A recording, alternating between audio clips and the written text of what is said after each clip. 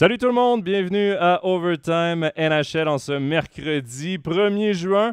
Très heureux de vous retrouver pour le début des demi-finales des playoffs en NHL.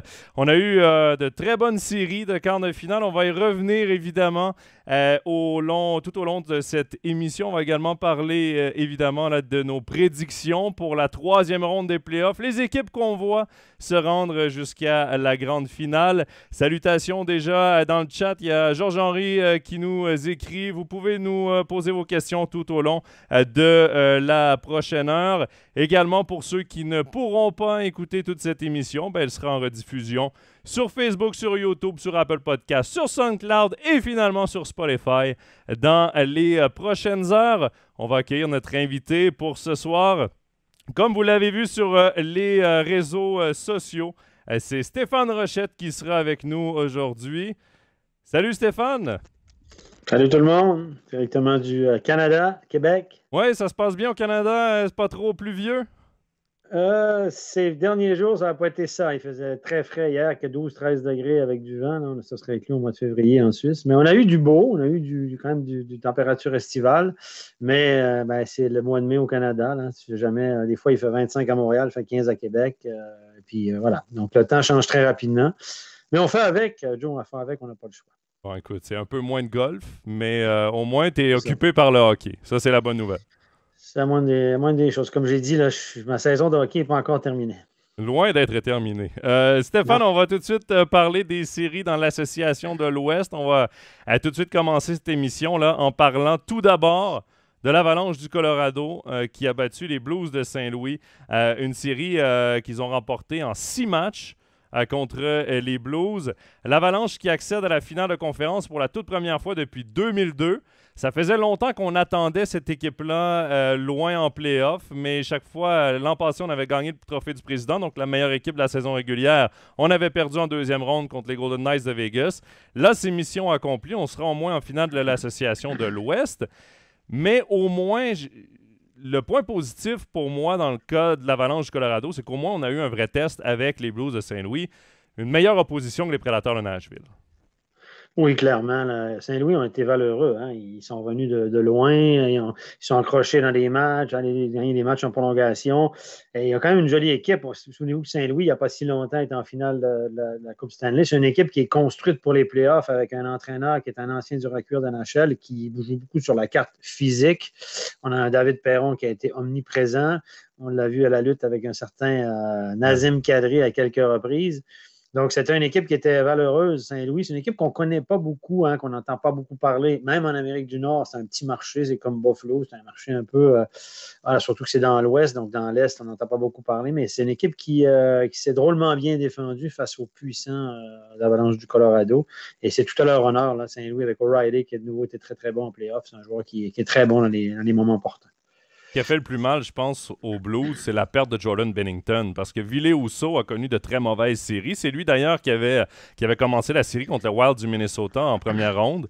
Il a laissé sa place à Jordan Binnington, qui a bien fait contre le Wild et qui a été blessé à la suite d'un contact avec Nazem Kadri. Et là, en Amérique du Nord, ici, on en a peu entendu parler, mais en Amérique du Nord, ça a quand même fait, je pense, de grosses vagues parce que Nazem Kadri a quand même eu beaucoup d'attaques racistes à son endroit. Ouais. Oh, et pourtant, le geste, moi, je l'ai vu et revu. J'ai l'impression que c'est quand même accidentel. Là. C'est pas voulu, même si Kadri a une mauvaise réputation. Ouais, disons que Kadri, il est toujours un petit peu limite, on s'entend. C'est un joueur qui est à la limite de la légalité, qui accidentellement, par exprès, de temps en temps, fait des coups tordus. Sur ce coup-là, je dois dire qu'il allait sur le rebond. Il y avait un rebond. Il a voulu pousser un peu le défenseur pour prendre une position pour shooter la rondelle, finalement prendre un rebond, un retour de lancer. Et là, c'est le défenseur qui a eu quand même un bon réflexe, qui l'a bumpé. Et voilà, il y a eu un contact avec Binnington. Honnêtement, ça se passe tellement vite que je ne peux pas croire que le gars il s'est dit je vais faire exprès pour blesser le gardien. Sur ce coup-là, je dois dire que là, on a été un peu fort, on a été un peu dur avec lui parce que je ne pense pas que c'était prémédité ou intentionnel. Et Binnington, c'est un gardien qui est très, très émotionnel. Hein. C'est un gars qui pète les plombs. Hein. Ça, c'est connu. Et dans une entrevue, je ne sais pas si en Europe, vous en avez parlé, mais en entrevue après le match, dans les coulisses, il donnait une entrevue avec un réseau de télévision. Et le vestiaire des Blues n'était pas si loin que ça, ou en tout cas en passant dans les corridors, l'histoire ne dit pas vraiment. Bennington a balancé une bouteille d'eau, en fait, en direction de Kadri qui était en entrevue. Il l'a loupé, mais voilà, Bennington en voulait vraiment à Kadri pour ce geste-là. De là à dire que c'était prémédité, voilà. Évidemment, on ne fait pas de cadeau au gardien, puis on se pousse volontiers à l'entour des buts, mais là, sur ce coup-là, difficile de déterminer les intentions de Kadri, sincèrement. La seule ombre au tableau de l'Avalanche du Colorado dans cette deuxième ronde, j'ai l'impression que c'est la blessure à Sam Girard. Samuel Girard, le défenseur, qui est un défenseur important dans cette brigade défensive qui a énormément de talent et énormément de profondeur, mais quand même qui a son rôle au sein des 6 premiers défenseurs de cette équipe. Et là, il est blessé. Probablement fini pour je pense que c'est pour les playoffs, ça a été annoncé. Oui, il y a la fracture du sternum. Voilà. Ça va, sur le long terme, peut-être, sans dire faire mal à l'Avalanche, c'est quand même... ça va pas les aider. Ça va pas les aider, parce qu'ils ont beaucoup de profondeur. Je regardais le top 6, justement, de l'Avalanche sans Sam Girard. Devon Toews, Cale Makar, qui est la première paire, l'une des meilleures de la Ligue nationale. Jack Johnson, Josh Manson. Et Bowen Byram, Eric Johnson. C'est quand même pas vilain. Mais d'avoir Sam Girard sur une deuxième paire, c'est un joueur très important. Mais est-ce qu'on peut parler du geste, de la mise en échec? Honnêtement, cette mise en... J'ai regardé ça, je le voyais, je regardais le match. J'ai vu cette mise en échec-là. Pas de réaction des arbitres. On a même applaudi du côté de Saint-Louis la mise en échec, qu'on veut du jeu dur, c'est sa mentalité nord-américaine. En Europe, on aurait eu ça, Joe, on aurait eu une émeute. Si ce joueur-là n'avait pas été suspendu peut-être sans 5 et 10 matchs, on aurait comparé ça aux charges de Herzog. Et on aurait demandé 5-10 matchs de suspension, probablement une suspension à vie dans certains marchés très émotionnels. Parce que, honnêtement, moi, je pense qu'il y avait une matière à pénalité. On voit que Girard, le puck arrivera assez lentement le long de la bande. Il est obligé d'attendre un peu, le rim colle à la bande. Et puis le joueur de Saint-Louis, en ligne droite, est arrivé vraiment, il a changé d'épaule. Au lieu d'aller avec la gauche pour récupérer la rondelle, il allait avec la droite pour y faire mal. Il était vulnérable. Il arrivait à toute vitesse. Pour moi, c'est un minimum un boarding. C'est une charge à la bande. Je veux dire, il va là pour lui faire mal. Mais en Amérique du Nord, on a dit, ouais, mais bon, il est un peu responsable. Girard est un peu responsable. Il s'est aussi mis, il ne s'est pas protégé. Vous voyez la différence de mentalité. Là. Et surtout, ça arrive dans le marché américain. On aime bien là, le marché américain, ça fout de la mentalité du football. Puis quand il y a une grosse mise en échec, tout le monde est debout. Et en Europe, il aurait probablement été suspendu. Moi, je pense qu'il aurait mérité une suspension. Une pénalité de 5 minutes et une suspension. Combien de matchs, j'en sais rien. Mais là, je me dis que quand je vois ça, puis je pense comme ça, puis j'ai joué au golf le lendemain, puis les gars ils me disaient non, c'est une bonne mise en échec. Moi, je disais non, c'est pas... Je me dis que je suis gentiment en train de devenir un Européen. Non, mais... T'es assimilé, Steph, là, maintenant. J'ai assimilé. T'es plus suisse que canadien, là. J'ai le passeport suisse depuis 2004. Là, ça commence à me rentrer dans le corps. Mais non, mais je dis ça à la boutade, évidemment. Mais c'est vrai que il y a 2 façons de penser. Moi, je ne peux pas croire Girard a une dose de responsabilité là-dedans. L'autre, il est allé, mais Franco, boum. Il fracture du sternum. Honnêtement, il aurait pu avoir une commotion. Je suis surpris qu'il n'y a pas de commotion. Il a été touché au visage. Ça me fait penser à Kevin Phil, qui s'était fait étaler à Davos puis qui s'est fait ouvrir ici. Fracture du sternum. Mais hier soir, il y avait le match à TVA Sport et puis ils étaient au Colorado, les journalistes, et ils ont parlé. Il était au match, Sam Girard, et les journalistes lui ont parlé. Ils ont dit écoutez, je ne vais pas trop mal. Honnêtement, il dit la fracture du sternum. Ce que j'ai eu dans le visage lui a fait plus mal que la fracture du sternum. Il dit qu'il a senti comme une brûlure. Et puis après, il avait des problèmes à respirer, mais il dit que ça s'est vite tassé. Ça n'a pas été la blessure la plus douloureuse que j'ai subie. Évidemment, c'est un petit peu, mais là, ça commence à aller mieux. Là, ça fait quand même 2 semaines. Mais voilà, tout ça pour dire que le même geste d'un côté ou l'autre de l'Atlantique n'est pas perçu la même chose, je pense. Non, je pense pas non plus. Donc, demi-finale pour l'Avalanche du Colorado. Je l'ai dit, première depuis 2002, donc depuis 20 ans. Et ils affrontent les Oilers d'Edmonton qui, eux aussi, vont vivre leur première demi-finale, mais eux, c'est depuis 2004. Les Oilers qui ont battu les Flames de Calgary en 5 matchs. Ouais. C'est un peu la surprise, j'ai l'impression, surtout de les avoir vus gagner en 5 matchs. Du moins dans l'Ouest, on s'attendait à Jacob Markstrom au duel Markstrom contre McDavid et Draisaitl avec un Gaudreau, un duel physique entre Tkachuk, Kassian et compagnie. Finalement, ça a été le McDavid et Draisaitl show. Ça a été dominé par les Oilers d'Edmonton. Une belle domination. Les gars se sont levés. Là. On les a critiqués parce qu'ils ne gagnaient pas en playoff, McDavid et Draisaitl.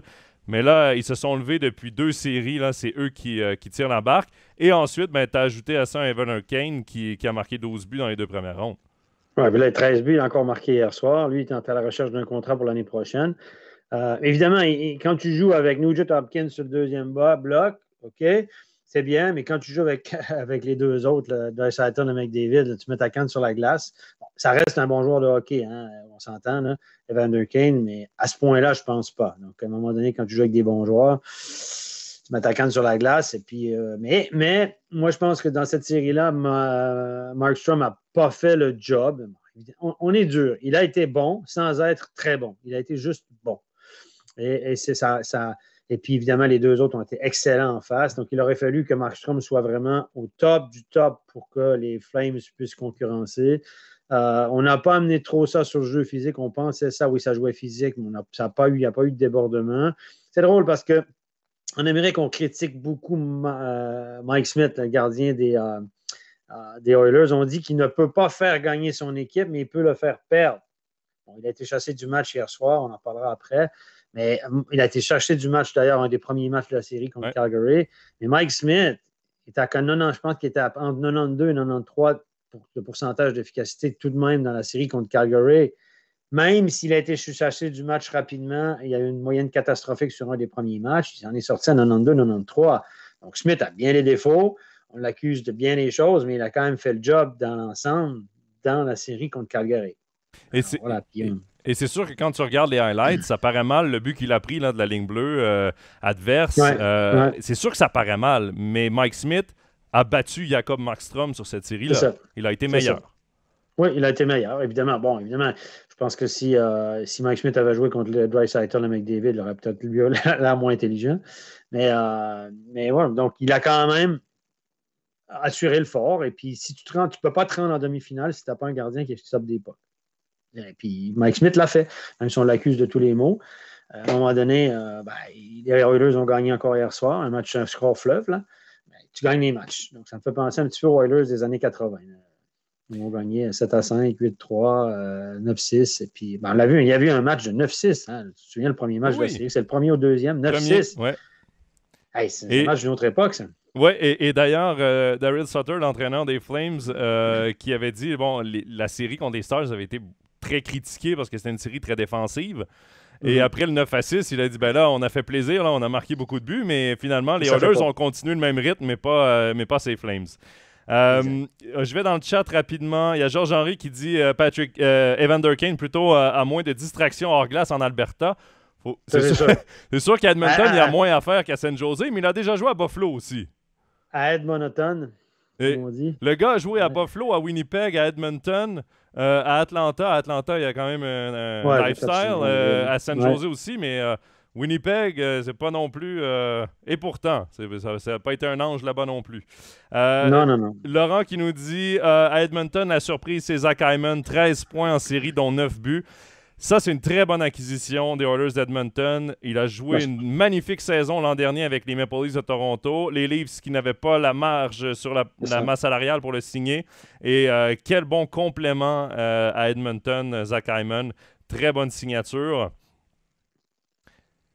D'ailleurs, il y a Hugo là, qui dit vous pensez quoi des playoffs de Zach Hyman? Il fait son job. C'est pas un joueur qui est hyper flamboyant, c'est un finisseur. C'est un joueur qui est intelligent. Écoutez, il a joué avec des bons joueurs à Toronto. Là, il joue de nouveau avec des bons joueurs à Edmonton. Mais c'est un gars qui est capable, il a un bon sens du jeu, des mains intéressantes, peut marquer des buts. C'est un joueur de deuxième, troisième bloc, je te dirais, dans une bonne équipe. Et il fait le job.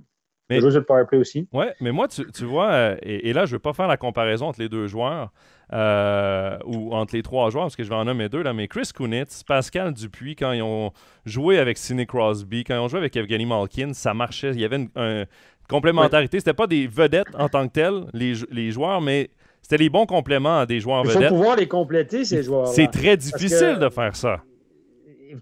Évidemment, si tu es capable de les compléter, si tu as l'intelligence de jeu pour les compléter, tu passes pour un génie. Mais beaucoup de joueurs, les bons joueurs, là, ils ne supportent pas de jouer avec des joueurs qui ne comprennent pas comme eux à côté.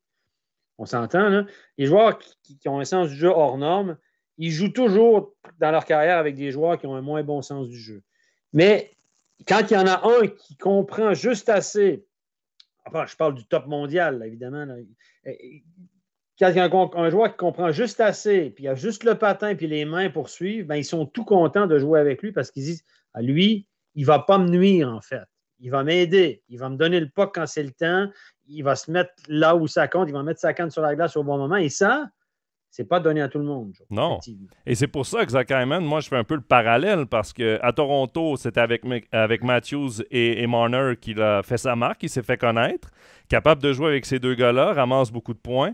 Et là, Edmonton a été jumelé avec McDavid une bonne partie de la saison, avec Draisaitl. Il est capable d'obtenir beaucoup de points, il est capable de jouer un rôle sur les derniers trios, mais il est capable aussi lorsqu'ils ont besoin d'être sur le premier trio, d'être sur le deuxième trio. Il a un bon sens du jeu, il est capable de les compléter. Et c'est pour ça que je fais un peu le parallèle avec un Kunitz ou avec un Pascal Dupuis. Pascal Dupuis qui est assistant coach maintenant avec les Cataractes de Shawinigan. Je l'ai vu, je l'ai croisé l'autre soir à Shawinigan. Ouais. Ensuite...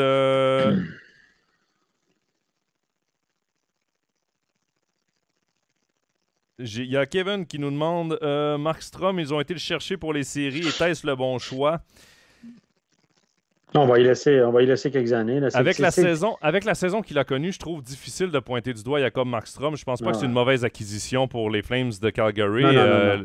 C'est un bon gardien de but à gros gabarit. Il a connu une très bonne saison. Il n'a pas connu une bonne série contre les Oilers, mais là, tu joues quand même contre McDavid, Draisaitl. On va parler du match d'hier. Ouais, mais tu sais, les gens, oui, on est allé chercher pour les playoffs, mais en NHL, il y a 16 équipes sur 32 qui font les playoffs. Il faut que tu les fasses, les playoffs. Et puis, quand tu vas chercher un gardien, c'est un gardien qui, d'abord, doit t'amener en playoff. C'est ce qu'il a fait, Markstrom. Hein? Parce que c'est facile de dire en playoff, mais c'est pas facile, là, dans les playoffs. C'était très serré dans l'Ouest. Ils ont eu une saison superbe, Calgary, mais il n'y a personne qui les mettait. Il n'était pas incontestable en playoff en début de saison. Donc, Markstrom les a aidés grandement durant l'année, les a déjà aidés à se qualifier pour les playoffs. Puis après, il a été correct sans être transcendant. Mais on est dur avec les gardiens, hein, tout le temps. C'est ce que je dis toujours. C'est un poste tellement ingrat, c'est que si tu n'es pas extraordinaire, ben on dit, ouais, mais finalement, elle n'a rien fait de spécial, elle ne nous en a pas volé une. Pas facile, là. Non. Pas facile. Donc, finale de l'Ouest entre le Colorado et Edmonton. Ils ont joué leur premier match hier soir, cette nuit, en fait. J'ai regardé en entier. Ouais, et ça jouait. Il y avait du rythme. Les deux équipes, quand ils passent à un autre niveau, contrôlent complètement le jeu. Ça s'est fini 8-6 pour le Colorado, le 8e but dans une cage vide. J'ai pas l'impression que ça va être une série au score tout le temps, quoique Darcy Kuemper n'a pas terminé le match. Blessure au haut du corps, semble-t-il. Il est revenu au début du deuxième tiers et il a demandé, lui, à sortir. Juste après que Edmonton a changé son gardien, à la pause, on est revenu, les commentateurs ont dit là, on vient de changer de gardien. Kuemper a parlé avec son entraîneur, filé au vestiaire. Il n'était plus sur le banc. Semble-t-il incommodé par une blessure au haut du corps. Mais je ne sais pas si avec le pointage à ce moment-là, je crois que c'était 6-3 la marque pour le Colorado ou 5-3, quelque chose comme ça. Là, c'était 6-3. 6-3. Ouais, il y a 3 buts d'avance. Ouais. Je ne sais pas si il a été prudent. Il a peut-être demandé de sortir en disant, regarde, je me sens pas très bien, on a une avance de 3 buts. Ouais. Je sais pas. J'ai pas vu de nouvelles là, sur l'état de santé là, de Darcy Kuemper, mais ça serait une très mauvaise nouvelle s'il ne peut pas terminer cette série ou les playoffs, parce que déjà que Darcy Kuemper est une espèce de point d'interrogation là, devant la cage du Colorado. C'est pas un premier gardien avec beaucoup d'expérience, pas un gardien avec d'expérience en playoffs. Là, en plus, si on a le deuxième gardien, Franco... Écoute, je te laisse... Hier, il disait Francouz. Donc, voilà. Mais j'ai cherché sur lui, je ne le connaissais pas. J'ai cherché hier sur lui. C'est un gardien tchèque qui a jamais été repêché, mais qui a fait rouler sa bosse en République tchèque, qui a joué en KHL pendant 3-4 ans, qui a eu des moyennes extraordinaires en KHL. Hein. C'est Tchalabinsk, qui me semble. J'ai un petit doute là, mais... Et son Comment? arrivée avec le Colorado a été très bonne aussi. Oui, tu as signé en 2018, a fait un peu d'AHL, etc. Et n'a pas gardé une vingtaine de matchs cette année, mais c'est un gars qui, en KHL, avait des 94-95 de moyenne. Il jouait d'une bonne équipe.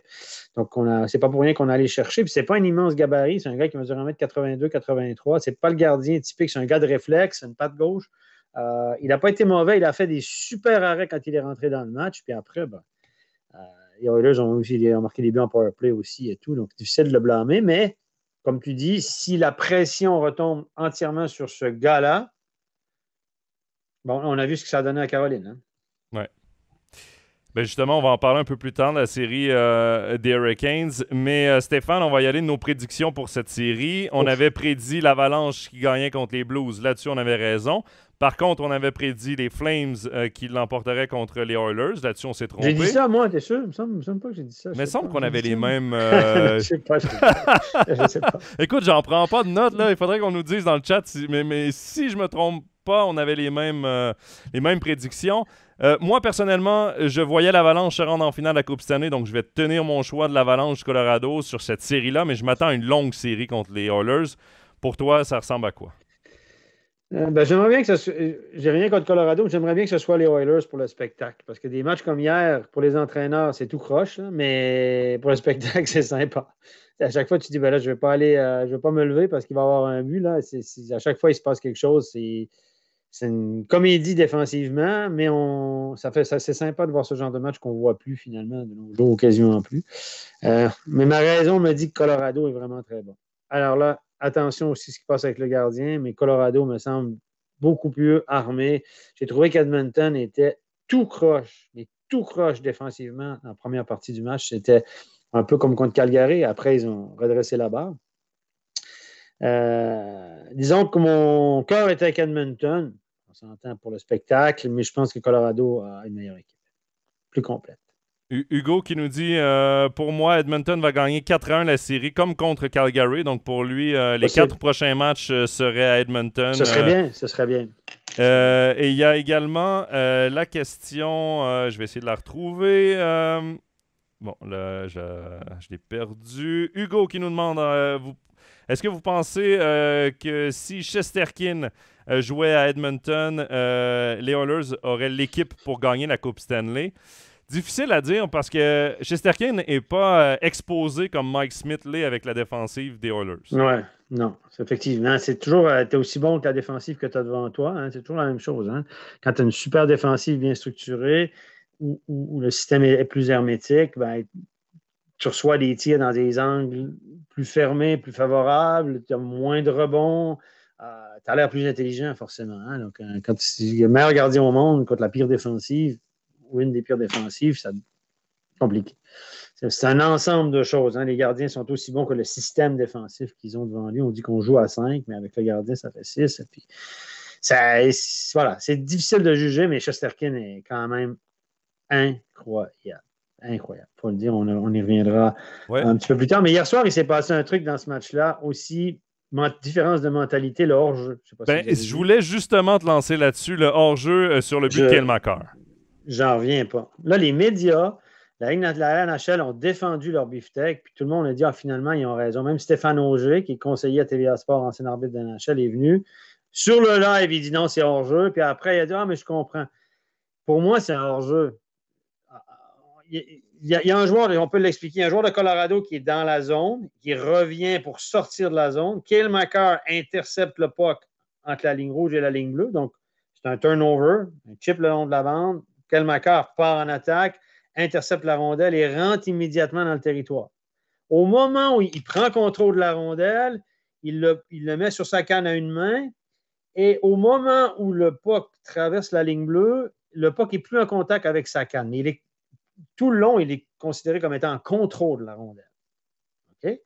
Parce qu'il l'a touché, puis il le pousse pour lui-même. C'est un geste technique normal. Et puis, au moment où le puck traverse la ligne bleue, le joueur de Colorado qui revient est clairement à l'intérieur. Je dirais, un demi-mètre facile, évident. Donc, tout le monde a dit, jeu évident, machin. Mm-hmm. Hey, ça a tardé, les juges de ligne, ça a tardé. Je me dis, c'est évident, je ne comprenais pas. Tout à coup, ils reviennent, confirment le but, pas d'offside. En fait, ils ont dit qu'entre même si Makar est en possession de la rondelle, La dernière fois qu'il touche le puck, c'est sur la ligne bleue, donc le puck est toujours en zone neutre. Ne touche pas le puck pendant 1 mètre parce qu'il le manie, puis il patine, puis etc. Puis entre le moment où il touche le puck sur la ligne bleue et au moment où il le retouche 1 mètre ou 2 à l'intérieur, ben, le joueur est en contact avec la ligne bleue. Alors moi, je trouve que c'est une interprétation abusive du règlement parce que c'est pas... En fait, ils ont considéré ça comme si, entre les deux touches, c'est un hors-jeu différé. C'est comme s'il avait balancé le puck au fond et puis le joueur était revenu. Mais là, pour moi, il est en contrôle de la rondelle. C'est pas parce que tout à coup, le puck n'est pas en contact avec sa canne que ça devient un hors-jeu différé. Moi, pour moi, c'est clairement un hors-jeu. Et là, si on avait eu ça, imaginez, dans la série Fribourg et Zurich, on aurait eu une deuxième émeute. Parce que les gens, et puis moi, je me serais fondu en explication. Moi, pour moi, c'est un hors-jeu, c'est une interprétation abusive du règlement. Les arbitres ont tenté d'avoir raison. Et les Oilers ont challengé. Challenge refusé, power play derrière, double peine, et ça a changé l'allure du match. Et moi, je pense que ça, c'est une interprétation abusive du règlement, honnêtement, parce que ce n'est pas une situation d'hors-jeu différé. Il a déjà touché à la rondelle, c'est dans le maniement. Puis Macar n'a pas fait « Oups, j'attends pour reprendre la rondelle. » là. En aucun moment, c'est ça qui s'est passé. Non, non. Je ne sais pas si c'est assez clair, mes explications.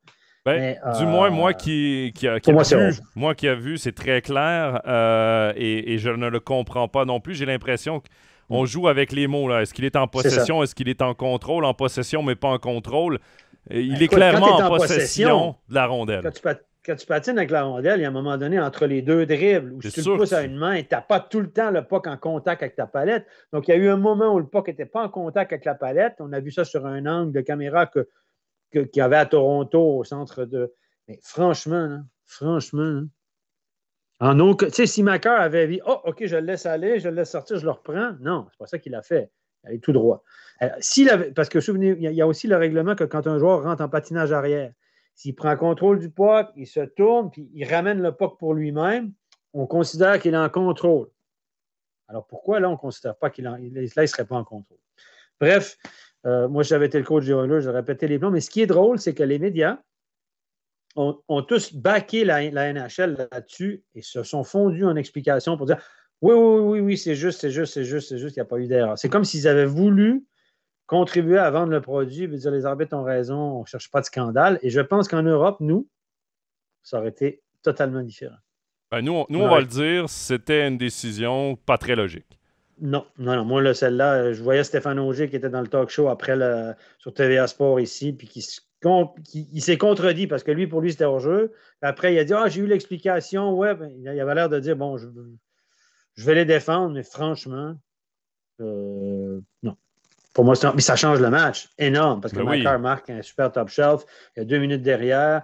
Il remarque un but. Là, c'est un point tournant dans le match. On prend une dernière question pour cette série dans l'Ouest. Kevin qui nous demande est-ce que les Oilers pourraient battre Tampa s'ils réussissent à passer l'Avalanche? Et notons pas une finale avant l'heure dans l'Association de l'Ouest. Je ne sais pas si on peut parler de finale avant l'heure puis de tasser un peu Tampa, mais on a certainement l'une des séries les plus excitantes des dernières années. Oui. Oui, clairement.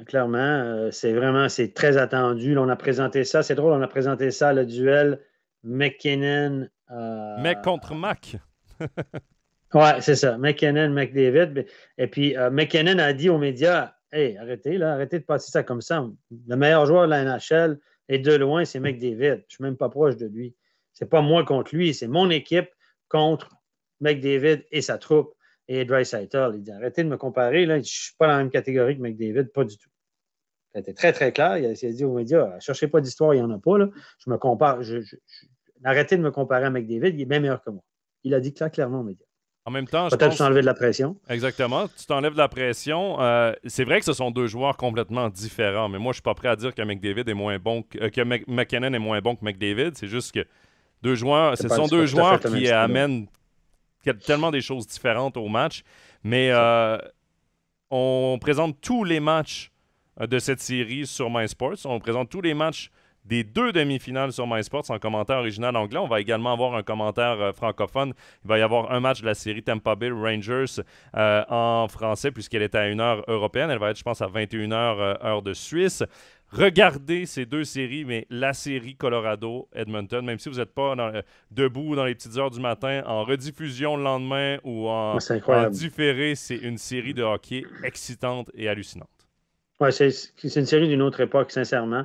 En tout cas, hier, c'est un peu comme le premier match Calgary-Edmonton où ça a été all offense. Bon, là, je pense que les coachs vont resserrer les boulons. Mais c'est du grand spectacle. On a vu des buts spectaculaires, des Makar qui a récolté 3 points, McDavid aussi. Mais il y a les points, c'est une chose, mais c'est le spectacle qu'il donne. C'est enlevant. C'est enlevant. Même si McDavid récolte qu'un point, c'est enlevant. À chaque fois qu'il prend la rondelle, tu dis, ouais, il va arriver quoi? Là, tu vois tout le monde qui recule, puis tout le monde retient son souffle. McKinnon aussi, le but qu'il marque, une vitesse. Bon, il est une superbe passe. Il se moque de Mike Smith entre les jambes. Ouais, c'est du hockey fabuleux à regarder. On en redemande.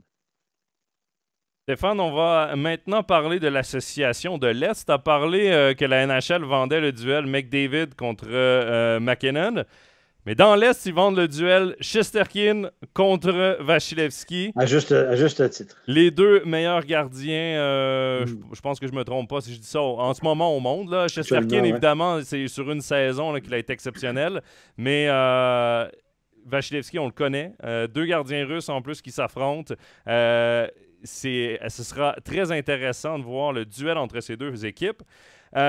Steph, on avait prédit, nous, les Hurricanes et les Panthers pour passer en finale d'association. Finalement, on a été... On va arrêter de faire des émissions. Pourquoi tu reviens là-dessus? Il faut arrêter de vivre dans le passé. Là. On a eu tout faux, mais écoute, ça fait partie du jeu. Moi, j'ai été très surpris de voir le Lightning battre les Panthers 4-0.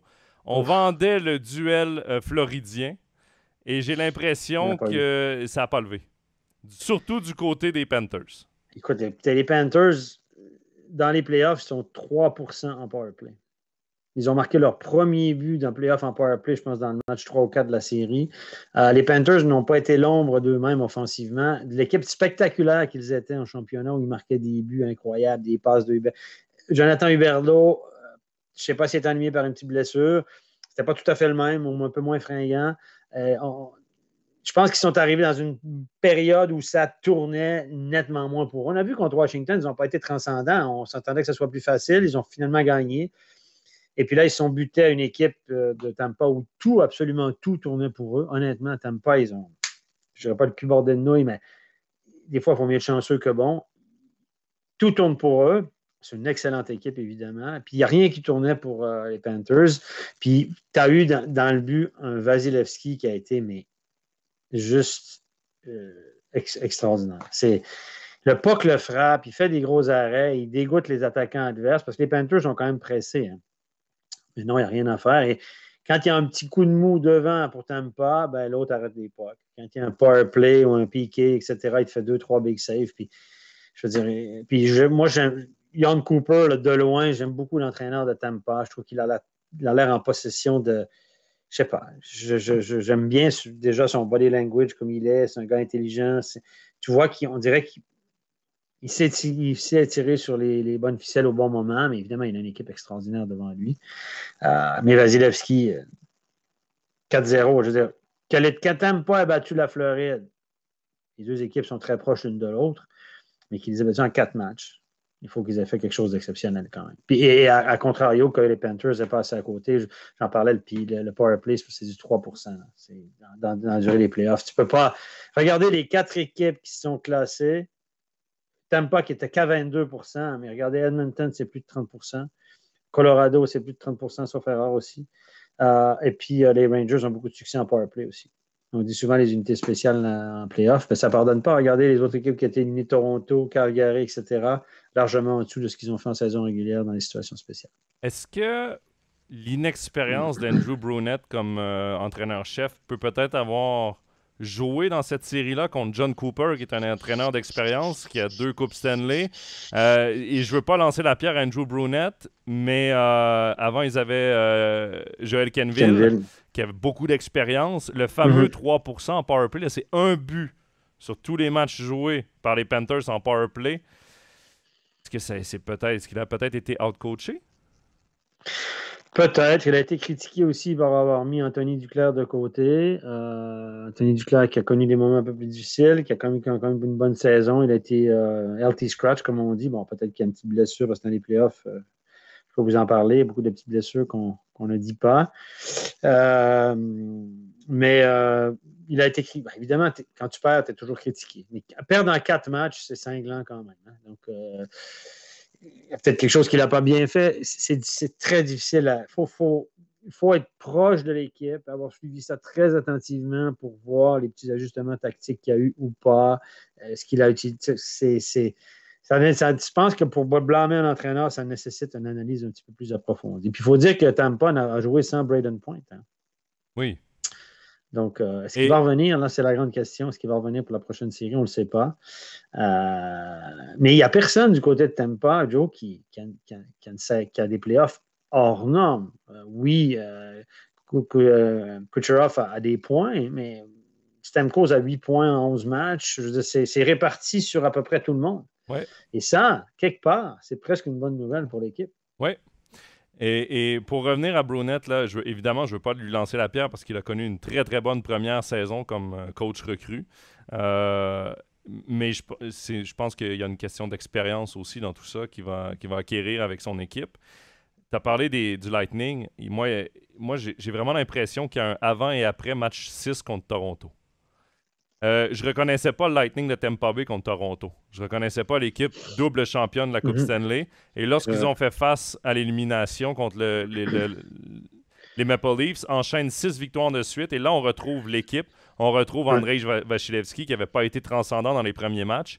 Et j'ai les statistiques de Vasilevskiy lorsque son équipe peut éliminer une autre équipe.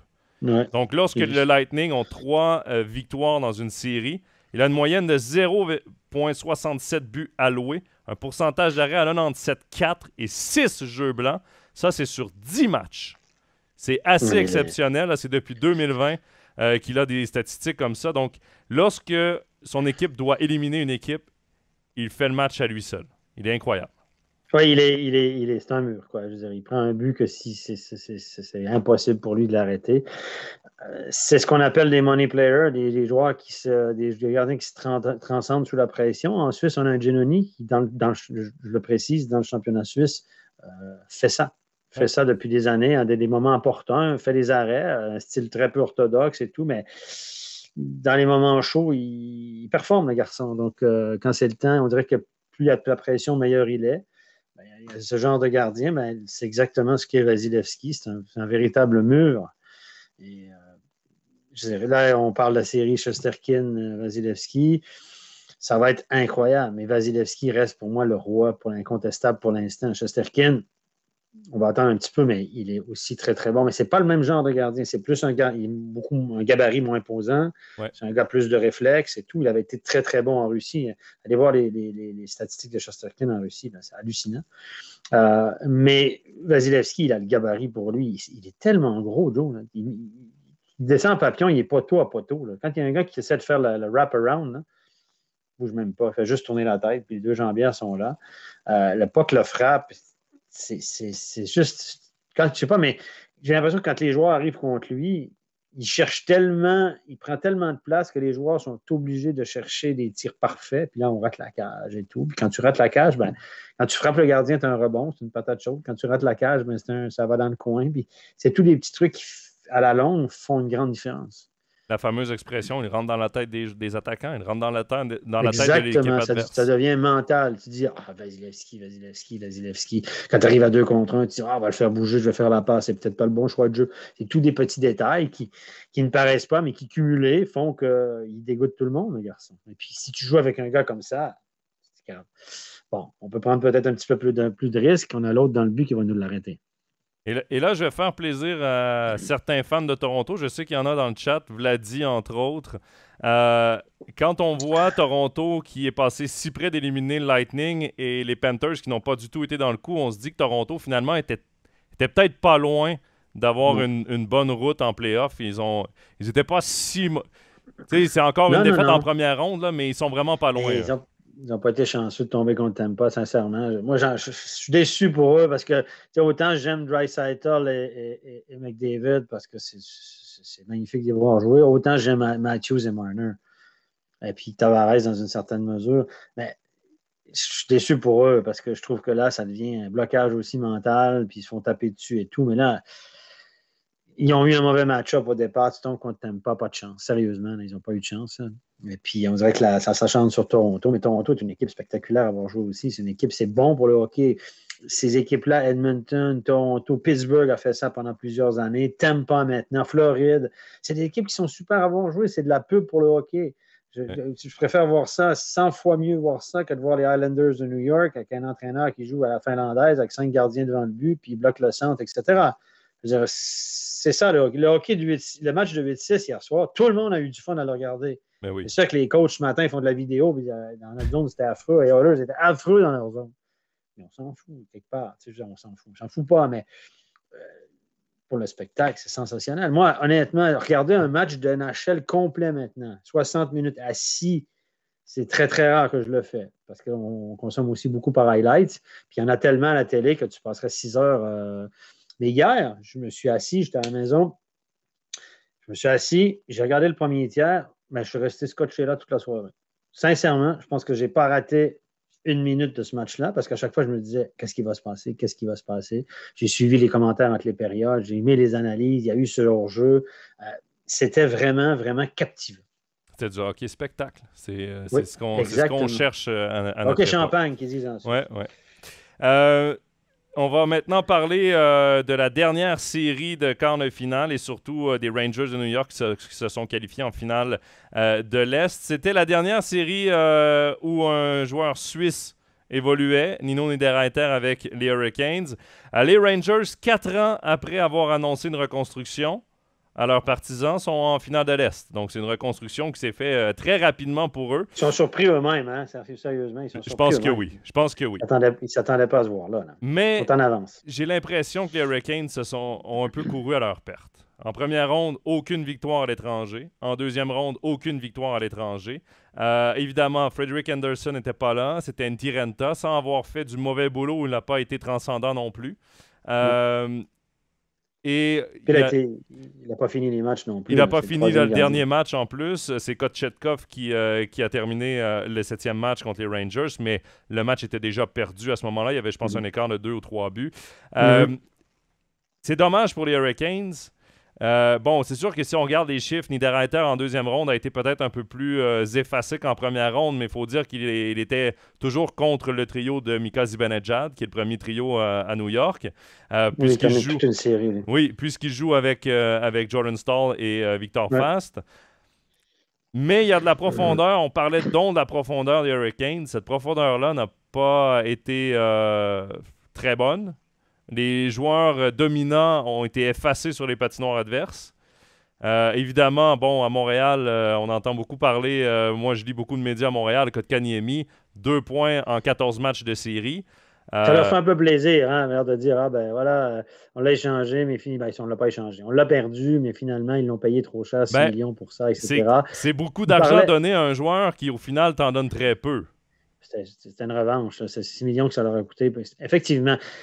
Et on est revenu, c'est drôle, hier soir, je fais une petite parenthèse, je vais te laisser aller après pour qu'on finisse sur la série, mais hier soir, on parlait, évidemment, à Montréal, on ne parle que de Shane Wright, puis les Canadiens ont le premier choix au total, donc à tous les jours, on revient là-dessus, puis hier, on disait, les Canadiens se sont trompés avec Kotkaniemi, ils auraient dû prendre Barry Tkachuk, puis est-ce qu'ils vont se tromper encore, etc. Donc là, on a dit, regardez Kotkaniemi, on s'est clairement trompé, on nous a demandé d'être patient, mais même là-bas, il ne produit pas. Donc, quelque part, l'air de dire, les Canadiens se sont trompés, il ne faut pas qu'ils se trompent encore, mais là, finalement, on l'a perdu, mais ce n'est pas si grave que ça. Voilà la mentalité ici, de ce côté-là. Mais donc, les Hurricanes qui perdent la série en 7. Là, les Rangers se retrouvent en finale, ont joué 14 matchs. Le Lightning en a joué 11. Sont en vacances, sont en congé depuis longtemps. La série qui va commencer ce soir entre les Rangers et le Lightning. Par contre, l'avantage des Rangers, c'est qu'on a l'avantage à patinoire parce qu'on a terminé avec plus de points que le Lightning en saison régulière. Ça, c'est une bonne nouvelle pour les Rangers. On commence au Madison Square Garden.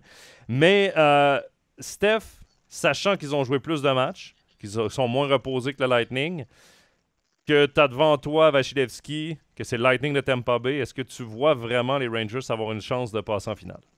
Non. Non, moi je pense que là, ça va s'arrêter. Écoutez, ils sont venus de l'arrière contre Pittsburgh. Euh, les Hurricanes ont tiré de l'arrière tout du long dans la série. Ils ont gagné le 7e match. Euh, Moi, je les aime bien, les Rangers. C'est rafraîchissant de les voir là, honnêtement. C'est super intéressant. Mais là, ils ont aussi profité du fait que la Caroline, c'était aussi. Je suis déçu pour la Caroline parce que c'est une équipe qui est spectaculaire aussi, qui joue un style de jeu intéressant. C'est une belle équipe à voir évoluer. Et là, l'analyse qu'on fait ici en Amérique, c'est gardien. Anderson, pas là. Ranta était bon sans plus, a été chassé du match. Et l'autre, on se retrouve avec le 3e gardien. Donc, on dit, si on inverse les 2 gardiens, Caroline l'emporte haut la main. Peut-être, facile à dire, mais je pense qu'il y a un peu de ça. Donc, du côté de la Caroline, c'est un peu de malchance au niveau des gardiens qui a fait qu'ils ne sont pas rendus loin. Mais je suis un petit peu triste pour eux parce que leur histoire, elle est quand même belle, puis ça reste une équipe qui va être bonne pendant plusieurs années. Mais là, dans la prochaine série, je pense que là, les Rangers vont arriver au bout. Moi, je pense que le Tampa va passer assez facilement les Rangers. Alors, j'aurais 4-5 matchs peut-être, quelque chose comme ça. Parce que Tampa, c'est une machine de hockey. Par contre, le premier match, souvent, si vous regardez ça, on dit souvent que l'équipe qui est allée en 7 est fatiguée, puis l'autre équipe qui s'est reposée. Souvent, l'équipe qui a gagné en 7 est encore sur l'énergie de la victoire en 7, puis le premier match, ils sortent très, très fort. Donc, je ne serais pas surpris de voir les Rangers sortir fort ce soir, mais sur l'ensemble de la série, je pense qu'ils ne t'aiment pas. Malheureusement pour certains, parce que certains en ont marre de les voir là. Moi, je reste une belle équipe quand même, mais moi, je pense que là, ce sera Tampa qui va l'emporter. Évidemment, tu as parlé des gardiens en Caroline. Il faut dire que les Rangers en playoff ont affronté Casey DeSmith, qui était le 2e à Pittsburgh. Une longue partie de la série contre Pittsburgh, Louis Domingue, qui est le 3e. Mais seulement au 7e match, il y avait Tristan Jarry. Contre la Caroline, toute la série, c'est contre Antti Raanta, qui est le 2e gardien là-bas. Et à la fin du 7e match, Kochetkov, qui est le 3e gardien. Là, c'est la première fois qu'on va affronter un vrai premier gardien de la Ligue nationale, Andrei Vasilevskiy, dans une série. Je n'ai pas l'impression qu'on va peut-être avoir autant de plaisir offensivement, parce que Chris Kreider, lui, a eu beaucoup de plaisir offensivement. Ça, il faut le dire. Mais bon, ils ont Zibanejad aussi. Zibanejad. Ils ont une ligne de jeunes aussi qui s'améliore. On voit beaucoup plus Alexis Lafrenière. Capo Caco a des bons flashs aussi.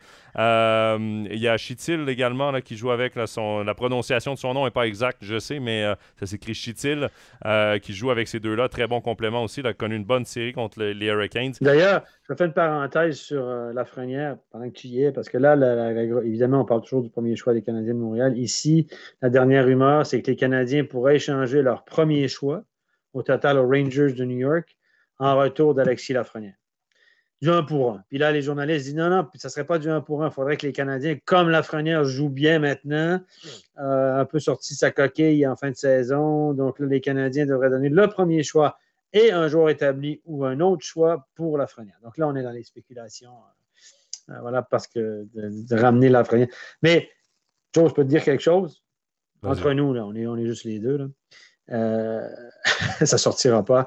J'espère que Lafrenière, pour Lafrenière, j'espère tellement qu'il ne fasse pas ça. Parce que le gars, s'il s'en vient à Montréal dans une équipe qui va perdre pendant 2, 3, 4 ans, qui est en totale reconstruction, une saison de misère encore l'année prochaine, c'est vu, connu et annoncé.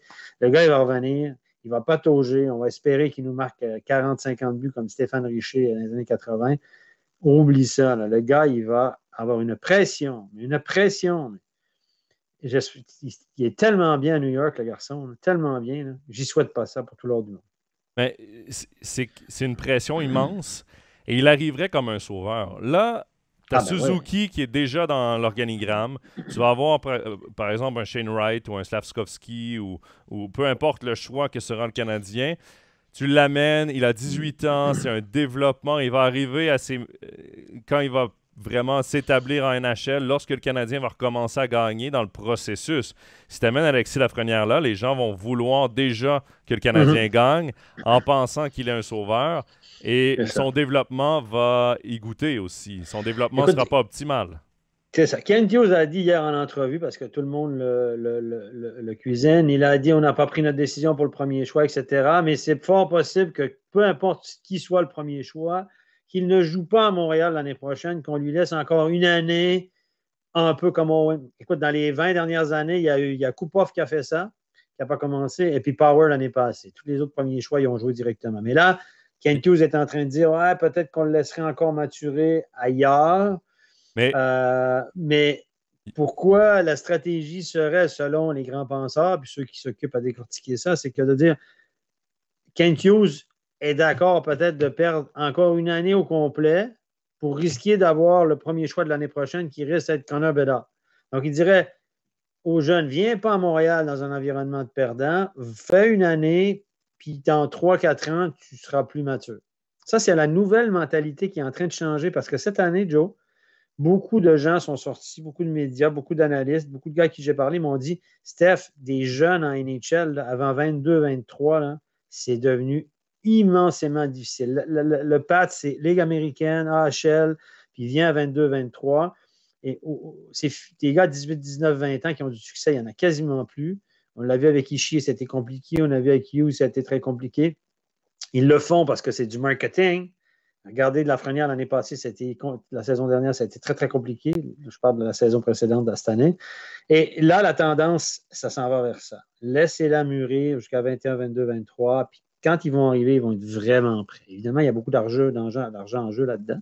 Et puis, la tendance de la NHL, là, c'est 23-33.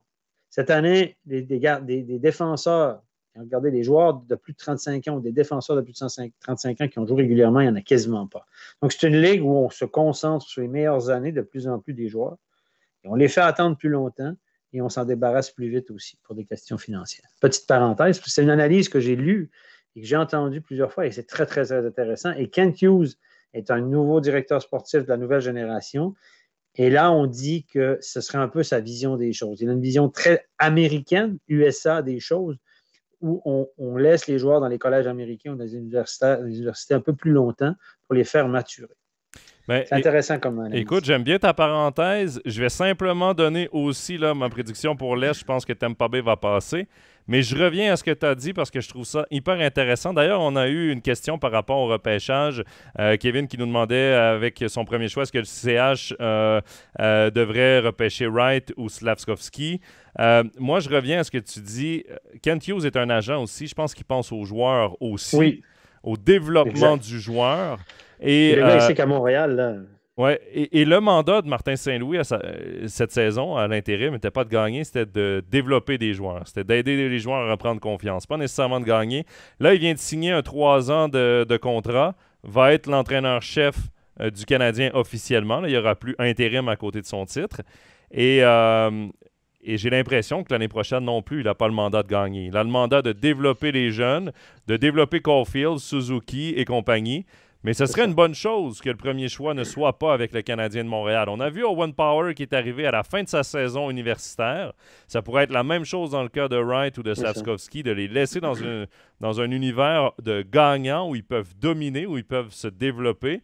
Et tu as parlé de Yakupov. Yakupov, il ne faut pas oublier que c'était une année de l'accord de demi-saison. Ouais. Parce que quand la saison a repris, il a commencé avec les Oilers d'Edmonton.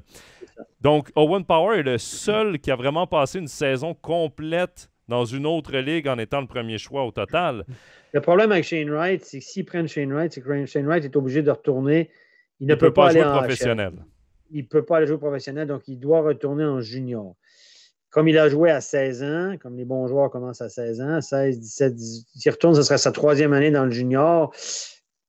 Pas sûr que là, il y aura du challenge. C'est un premier overall, 18-19 ans dans le junior. Peut-être que ton challenge n'est pas assez élevé. Owen Power, c'est un peu différent parce qu'on sait que la NCAA, c'est des joueurs plus vieux, âgés de 19-20 ans jusqu'à 23-24. Donc, la NCAA, les bonnes équipes NCAA, c'est un niveau un peu supérieur aux juniors canadiens, simplement parce que les joueurs ne sont pas meilleurs, sont plus vieux. Et Slavkovski, lui, il pourrait retourner et jouer dans une ligue d'adultes en Europe, dans une ligue d'hommes. Ça, c'est bien. Ça, lui, il a l'avantage. Par contre, Shane Wright, retourner dans le junior pour son développement, je ne suis pas sûr. On va revenir à la question de Kevin. Le choix, Wright ou Slavkovski, on en parle énormément au Québec.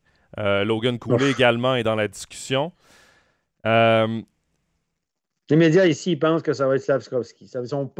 Il paraît que Montréal n'est pas si. Le Kent Hughes a soupé avec Shane Wright il y a 2 jours parce que c'est le combine actuellement, là, les tests physiques. Et là, il se dit, lui, le directeur général des Canadiens, il dit, je ne veux pas me baser uniquement sur les tests physiques parce que à cet âge-là, ils sont tous gros, grands puis forts. Et puis, il y en a que moins, mais ce n'est pas grave. Le physique, ça se travaille. Donc, ce n'est pas là le point principal. Il veut connaître le joueur. Il veut que ce soit un joueur qui pense à son équipe avant de penser à ses stats personnels, tous les beaux discours. Et certaines rumeurs disent Kent Hughes aime beaucoup le Slovaque Slafkovský en disant ce qu'il a fait avec des hommes, etc. Mais lui aussi, c'est un gars qui est un homme avant l'heure. Donc, sa courbe de progression, comme Alexis Lafrenière, qui avait de la barbe au menton à 16 ans, à 18 ans, what you see is what you're going to get in a few years. Ce que tu as là maintenant, c'est ce que tu vas avoir quasiment dans 3-4 ans parce que c'est des hommes qui ont joué avec des juniors, c'est des hommes qui ont joué avec des jeunes. Et Slafkovský, il est bon avec des hommes, peut-être parce qu'il n'est pas si bon que ça, mais parce que c'est déjà un homme. Tu vois ce que je veux dire? Oui, totalement. Et moi, ce qui me fait peur de Slafkovský, parce qu'évidemment, là, on suranalyse les deux joueurs. Kakko, c'est le bon exemple. Kakko est le bon exemple parce qu'il avait dominé au championnat du monde senior et il est sorti 2e au total et on voit le résultat en NHL. Il commence là. Il avait le physique d'un gars de 22-23. Il était à maturité physiquement. Donc, il n'avait pas cette progression encore sous les godasses, quoi. Et si on regarde Slafkovský, aux Olympiques, il a dominé. Il a marqué 7 buts, si je ne me trompe pas. Mais aux Olympiques, il n'y avait aucun joueur de la NHL. Au championnat du monde, il y avait des joueurs de la NHL et il n'a marqué aucun but contre les meilleures équipes, les meilleures nations. Il a marqué contre des plus petites nations, des équipes qui ont terminé dans le bas de leur groupe. Là, il a marqué des buts. Mais sinon, il a été invisible contre les meilleures nations. Du coup, évidemment, il a 18 ans. C'est sûr qu'il faut être patient si tu le repêches, mais est-ce qu'il est vraiment un exceptionnel? Il n'y a pas d'exceptionnel dans ce repêchage. C'est ça qui est compliqué. Est-ce qu'il est une valeur sûre? Est-ce qu'il est une valeur sûre? C'est ça. Est-ce qu'il est une valeur sûre comme Shane Wright? Non, il n'y en a pas. Il n'y en a pas vraiment. Non. Même Shane Wright est un point d'interrogation. Même Logan Cooley est un point d'interrogation. Et c'est ça qui est compliqué pour le Canadien de Montréal. C'est ça. C'est comme l'année d'Ischier. C'était pas clair. C'était qui était premier. Il y a des années, pour les Canadiens, malheureusement pour eux, s'il y avait un Austin Matthews, un McDavid, un générationnel incontestable, tu ne peux pas te tromper. Et là, il n'y a pas de générationnel incontestable. Donc, ils peuvent... Évidemment, à Montréal, ils peuvent pas se tromper. C'est ce qu'il disait hier, justement. Ils peuvent pas se tromper. Ouais, mais ça reste quand même un pari. Hein? Ça reste quand même une projection. Là. Quand c'est pas un générationnel, là, peut-être que le 5e, regardez Cale Makar. C'est le 4e. Cale Makar il sortirait peut-être probablement premier aujourd'hui. Hein? On s'entend? Ouais.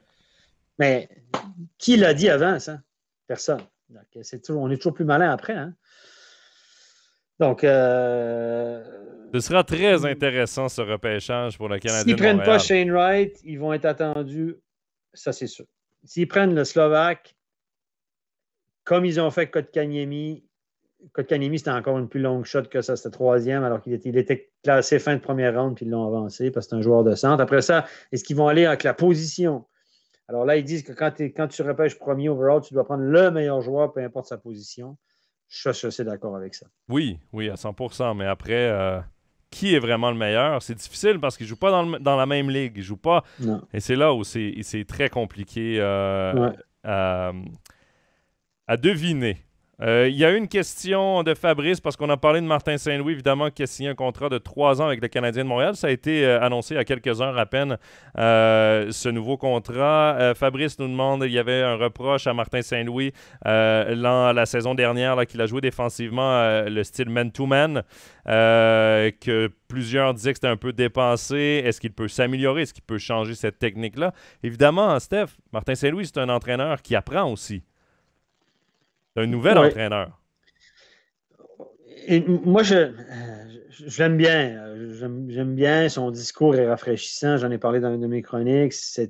Il est cash, il dit ce qu'il pense et tout. C'est super. Mais actuellement, celui qui fait vendre des billets à Montréal, c'est Martin Saint-Louis. Donc, c'est la plus grosse vedette. C'est la plus grosse vedette de l'équipe. Il vient de la région de Montréal. Il a fait une grande carrière en dehors du Québec, évidemment, mais il vit aux États-Unis avec sa famille vit aux États-Unis, mais ça reste quand même un petit gars du coin qui parle avec l'accent québécois, et qui a un discours rafraîchissant, qui arrive là, puis qui ne fait pas les réponses bateau, etc., qui est assez cash, et puis qui défait un peu des idées préconçues. Moi, j'aime beaucoup, beaucoup son discours. Et ça se paye. Et ça, je pense que Kent Hughes l'a compris.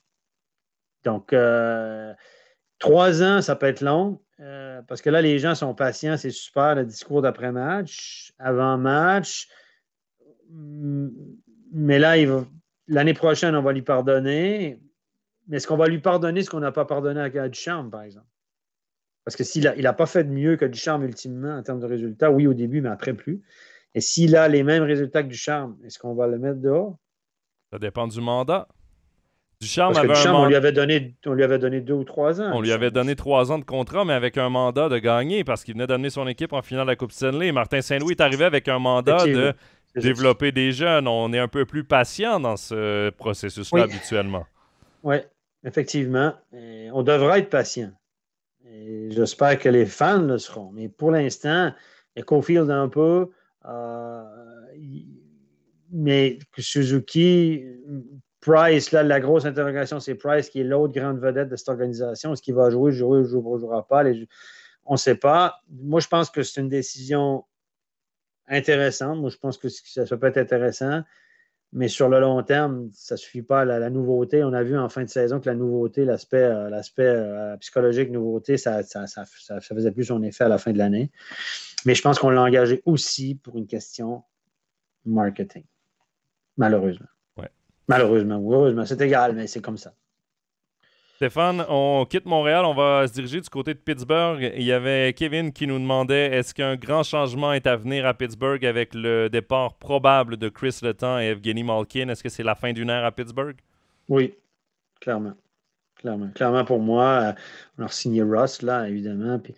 Mais il ne voulait pas perdre tout le monde. Mais moi, je pense que oui. Je pense que Pittsburgh, ce ne sera plus Team America, comme dirait Jon Cooper. Ce ne sera plus l'équipe. Je pense qu'on a. Pour les jeunes qui arrivent dans la NHL, là, ça va être une bonne place, Pittsburgh. Parce que pendant des années, il n'y avait pas de place. Mais là, il va y avoir de la place à Pittsburgh. Et ça va être difficile de reconstruire ça. Crosby reste excellent, mais vieillissant. Si Malkin ne revient pas, si Le Temps ne revient pas, je ne suis pas sûr que Le Temps va signer à Pittsburgh avec la saison qu'il a connue. Bref, on ne sait pas trop, mais je pense que c'est la fin d'une ère à Pittsburgh, clairement. Je pense que Malkin a plus de chances de re-signer à Pittsburgh que Le Temps parce que Malkin a déjà démontré de l'intérêt à baisser un petit peu son salaire, mais il veut quand même être payé à sa juste valeur, alors que Le Temps vient de connaître sa meilleure saison en carrière. Même s'il est vieux, il est capable d'aller chercher quand même... 8-9 millions, je pense. Ouais. Dernier sujet, on va parler de Kevin Fiala et du Wild du Minnesota. Lors de la conférence de presse de Bill Guérin à la fin, après l'élimination du Wild en première ronde, il a défendu le défenseur Matt Dumba, mais je vais utiliser l'expression anglophone, il a lancé sous l'autobus Kevin Fiala. J'ai la citation. Il répond à une question d'un journaliste qui lui posait une question sur les performances de Matt Dumba. Il dit pourquoi c'est toujours Dumba? Il joue beaucoup de minutes pour nous. Il y a beaucoup de choses que Matt fait très bien. Tout le monde a ses défauts. Kevin n'a pas été bon en playoff, mais les gens meurent tous d'envie de le garder. Évidemment, il fait référence à Kevin Fiala et à son futur contrat, lui qui va être joueur autonome. Stéphane, qu'un directeur général parle de son joueur comme ça, il va être en négociation avec, évidemment. Est-ce que ça annonce la fin de Kevin Fiala au Minnesota? Est-ce que tu prends ça comme ça? Oui, je pense que oui. Je pense qu'il sait peut-être que Fiala ne veut pas rester. C'est la rumeur qui court. Il sait peut-être que ça ne va pas être possible. Donc, il prépare le terrain pour dire, de toute façon, voilà, il n'a pas été bon playoff, etc. Parce qu'il a quand même Fiala a quand même connu une superbe saison régulière, sa meilleure en carrière. Après les playoffs, ça reste du court terme. Hein. Ça reste une série de playoffs très, très court terme. Ça dépend comment l'autre équipe a coaché, ça dépend du matching, ça dépend de ce qu'on lui a demandé. En playoffs, ce n'est pas que les points qui comptent, c'est la performance de l'équipe autour. Comment ça s'est passé? Bon, je trouve ça étonnant, mais il a vraiment l'air d'un directeur sportif qui prépare le terrain au départ de Kevin Fiala. Parce que Minnesota, c'est un marché de hockey assez médiatisé aussi. Il faut le savoir. C'est pas Anaheim, c'est pas Saint-Louis. Donc, Bill Guérin a de la pression, évidemment, par rapport à un joueur comme Fiala, qui a été un des meilleurs tout au cours de la saison. Oui, il va certainement signer le À Zurich, contrat. peut-être. Dean, À Zurich. Ils reviennent tous à Zurich. hey, Koukan est revenu à ben oui, Zurich. Dean Coogan qui a À signé Zug à ou à Zurich. Zurich, là, ils sont en train de faire le plein. Là. On se posait la Hein? question à la fin de la saison, est-ce que Koukan a joué ses derniers matchs en Suisse ou Ouais. non, en Amérique du Nord ou non? Ben, on a la réponse. Contrat, c'est 5 ans, je crois, là, avec les LSC Lions. Donc, un défenseur... C'est incroyable, sérieusement. Là. Ouais. Ils ont toute une machine de hockey, Zurich. Là. Il a décidé de revenir faire un peu d'argent en Suisse. Ouais. Hein? Arrêtez d'aller à AHL, NHL, NHL. Là, c'est bon, il a dit cela, il faut qu'il me reste pas assez d'années, il faut quand même que je revienne faire un peu d'argent. Et, je pense qu'on a offert un pont d'or. Là. Est-ce que Zug et Zurich, parenthèse, sont en train de se construire des dynasties? On Des dirait bien. armadas incroyables. On est loin des étrangers pas chers, hein? Les 6 étrangers, ça n'a pas vraiment descendu la masse salariale, j'ai l'impression. Là. On ne sait pas les chiffres, mais quand même, c'est facile à deviner. Pas non plus. Est-ce qu'on aura une ligue à 2 vitesses l'année prochaine, mon Joe? J'ai bien l'impression que oui. Surtout avec 14 équipes, là, il va y avoir beaucoup de différences entre le haut du classement et le bas du classement. Stéphane, je prends une dernière question parce qu'évidemment, les gens veulent t'entendre parler aussi sur le hockey suisse. Es-tu surpris de voir René Matt, coach en chef du HC La Chaux-de-Fonds? Louis Matt. Louis Matt, oui, j'ai lu la question, mais c'est Louis Matt. Oui. Même si je l'avais vu venir pour différentes raisons. Oui. Clairement. Je suis étonné de voir. Ça sentait ça. Je savais un peu l'histoire, ce qui se passait, mais et ça s'est pas passé. Ça s'est passé d'une drôle de façon aussi dans les coulisses, peu importe. Voilà, je pense que Louis n'était plus forcément dans les. N'était plus peut-être souhaité dans l'environnement de Genève Servette, on va dire comme ça, pour différentes raisons. Je pense qu'on veut changer un peu l'air pour différentes raisons. Parce que Louis, c'est le dernier de l'ère McSorley. Hein? Louis, il est là depuis. Il est arrivé en Suisse depuis 25-30 ans. Oui, c'est surprenant. C'est un choc de le voir partir parce qu'il est associé à Genève depuis des années. D'un autre côté, je pense que ça sentait ça depuis un petit moment. Voilà, je pense que. Alors, des détails vont peut-être suivre un petit peu plus tard, mais lui, il devient head coach. Il était head coach en junior, assistant coach de carrière en National League. Maintenant, il passe head coach. C'est un métier différent pour lui, mais je pense que pour lui, ça va être un nouveau défi, peut-être intéressant. Dans son cas, dans un milieu francophone, il parle bien, il a l'habitude des médias. Je pense qu'à Chaux-de-Fonds, on a besoin aussi d'un entraîneur francophone. Ça fait partie, tu dois te mêler en Swiss League, tu dois te mêler à la culture locale. Je pense que c'est un défi intéressant pour lui et pourquoi pas, la vie est ainsi faite. Et puis pour lui, évidemment, je ne sais pas comment il va s'organiser au niveau familial. Mais disons que je pense qu'à Genève, on voulait un petit peu tourner la page. Tourner la page sur le passé, évidemment. On va lui souhaiter à Louis le meilleur succès avec les abeilles. Stéphane, en finissant avant de te quitter, match important ce soir à Québec. Oui, match numéro 5. Les remparts jouent contre les Cataractes de Shawinigan. C'est tiré au meilleur des 5. Match décisif. Les remparts ont perdu 2 matchs en prolongation dans cette série. Les 2 défaites, c'est 2 défaites en prolongation. C'est une série qui est... Honnêtement, là, ça joue serré, Joe. Là. Ça joue tight. Ça joue physique. Il n'y a pas d'espace. Ça joue vraiment du hockey de play-off d'une intensité incroyable. Hein. J'ai des gens qui sont près du hockey junior depuis des années. Ils disent que c'est un niveau qu'ils n'ont pas vu depuis longtemps. Au niveau de l'intensité, etc. C'est fou. Il y avait les Salcombes à Shawinigan, etc. Hier, il y avait déjà, la veille du match, donc ça s'est joué lundi. Hier, il y avait déjà, hier après-midi, 9500 billets de vendus pour le match de ce soir. Donc, ça attend une foule de peut-être 12, 14, 15, je ne sais pas. Ça reste qu'un mercredi soir quand même. Donc, match décisif, on verra bien. Écoute, tout peut arriver honnêtement dans cette série-là. Tous les matchs sont décidés par la marge d'un point. Il y a même eu un match de 1-0 en prolongation.